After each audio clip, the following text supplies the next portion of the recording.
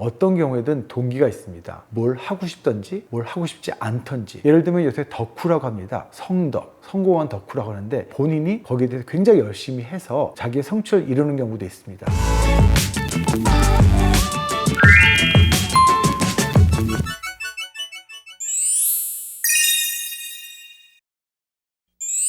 안녕하십니까. 서울대학교 교육학과의 김동일 교수입니다. 부모님은 아무래도 그동안의 경험에 의해서 자녀가 할 수 있는 많은 것들에 대해서 고민해 보시고 아마 이런 진로를 가지면 좋겠다라고 생각하실 것 같아요. 아이들이 그 진로를 똑같이 생각하고 있느냐, 이 부분은 아직 확신이 없으실 것 같습니다. 아이들은 아이들 나름대로 생각하는 게 있죠. 보통 저희가 성격 검사를 초등학교 저학년 때는 하지 않습니다. 왜 하지 않을까요? 아이들의 진로뿐만 아니라 성격도 어떻게 보면 내재화라는 이름으로 됩니다. 부모가 원하는 걸 그대로 얘기합니다. 그래서 아이들의 성격이 제대로 나타나지 않을 수도 있다. 왜? 아이들은 엄마가 아버지가 원하는 걸 자기가 원하는 걸로 그냥 생각합니다. 이게 이제 초등학교 때 보통 나타나는 건데 점점 청소년기가 되고 더 나아가면서 본인이 원하는 것들이 생기게 되는 거거든요. 아이들이 나를 이해하고 또 타인을 이해하고 세계를 이해하는 과정이 바로 진로에서 굉장히 중요한 인식 과정이기 때문에 이런 부분은 대화를 통해서 아이들에 대해서 많이 얘기해보고 또 아이들의 정보를 들어보시고 아이들이 점점 학교를 다니고 또 또래 집단과 만나게 되면서 본인이 갖고 있는 진로에 대한 생각들이 좀 더 다양화되고 어떻게 보면 좀 더 정교화되고 자기의 생각들을 하게 되는 것이죠. 본인의 진로를 가져가고 또 이야기하는 것들을 잘 들어보시면 이런 부분에 대한 새로운 기회가 열릴 것 같습니다. 아이들과 많은 얘기를 해보시길 바라요. 특히 진로 부분은 굉장히 중요한 것 같습니다. 진로 중에서 좀 허황된 얘기를 하는 경우가 있는 것 같아요. 도대체 그것을 이룰 계획도 없는 것 같고 할 수 있는 방식도 모르면서 막연히 이런 진로를 하고 싶다라는 얘기를 들을 수 있을 것 같아요. 이럴 때 부모님들께서는 대부분 무시하시거나 아니면 다른 대안을 바로 제시하게 됩니다. 아이들이 갖고 있는 소위 그 허황된 꿈, 부모님이 생각하기엔 굉장히 안정된 미래, 그런 직업을 원하시겠지만 허황된 것들이 정말 허황된 것인가, 이것이 갖고 있는 아이들에 대한 생각을 들어보실 수 있는 좋은 기회일 것 같아요. 우리가 알고 있는 직업군이라는 게 여러 가지가 있지만 많은 경우에 직업의 탑3가 되면 사자 직업이시겠죠. 굉장히 안정된 직업인데 우리가 알고 있는 굉장히 성공적인 성취라고 다양한 잠재성 있는 직업들은 예전에는 없던 것들입니다. 예를 들면 요새 덕후라고 합니다. 성덕, 성공한 덕후라고 하는데 이런 것들은 그 직업에 대해서 사실 부모님들 모르고 개인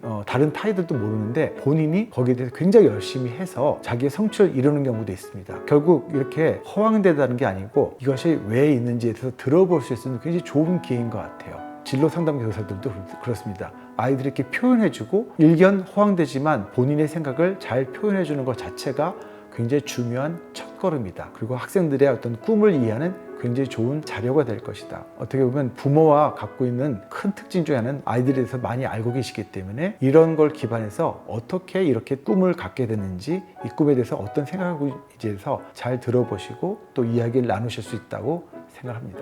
고등학교에 다니는 자녀가 이렇게 얘기하면 어떨까요? 유튜브 크리에이터가 되겠다. 부모님 입장에서는 좀 안정된 직업을 원했는데 이렇게 어떻게 보면 불안정한 직업을 얘기할 땐 가슴이 덜컥 하실 거예요. 약간 불안하실 겁니다. 분명히 유튜브 크리에이터라는 걸 들어봤지만 이게 뭐 하는 직업인지 어떻게 소득 구조를 가져가는지 어떻게 먹먹하시고 막막하실 것 같습니다. 부모님이 불안하시는 거는 전달하시는 건 괜찮을 것 같아요. 내가 좀 이 부분을 잘 몰라서 그러니까 좀 불안하다. 근데 가만히 생각해보면 유튜브 크리에이터가 어떤 직업인지 좀 아시면 훨씬 더 이해하기 좋으실 것 같아요. 이 직업은 그 안에서 다양한 전문적 활동이 있어야만 합니다. 아이가 유튜브 크리에이터 된다고 했을 때는 이런 부분에 대해서 잘 이해하고 있는지 혹은 얼만큼 그 전문적 활동을 잘 할 수 있는지를 같이 얘기해보고 이것에 대해서 좀 북돋아 주시는 것도 한 가지 방법입니다. 유튜브 크리에이터라는 게 처음에 전체적인 스토리를 기획해야 되고요. 기획할 뿐만 아니고 이것에 대해 시나리오도 쓰고 또 자료도 모으고 필요한 경우에는 촬영도 해야 됩니다. 또 이야기를 나누고 결과물을 올린 다음에 이것에 대해서 또 홍보도 해야 되는 과정이거든요. 이렇게 다양한 전문적인 활동을 통해서 크리에이터라는 직업을 할 수 있다라고 한다면 허황되기보다는 그 안에 있는 전문적 활동 중에서 자녀가 가장 적성에 맞고 할 수 있는 게 무엇인가 라는 측면에서 확인해 보시면 좋을 것 같아요. 직업이란 안정된 직업 이상으로 새로운 직업들은 계속 발전되고 개발될 겁니다. 우리가 할 수 있는 전문적 활동들은 그 직업과 연결돼서 생각지도 않았던 새로운 방향으로 나아갈 수 있습니다. 열린 미래로서의 어떤 진로, 본인의 전문성을 살려서 진로에 확인해가는 과정, 이것이 더 중요한 거라고 생각하고 있습니다.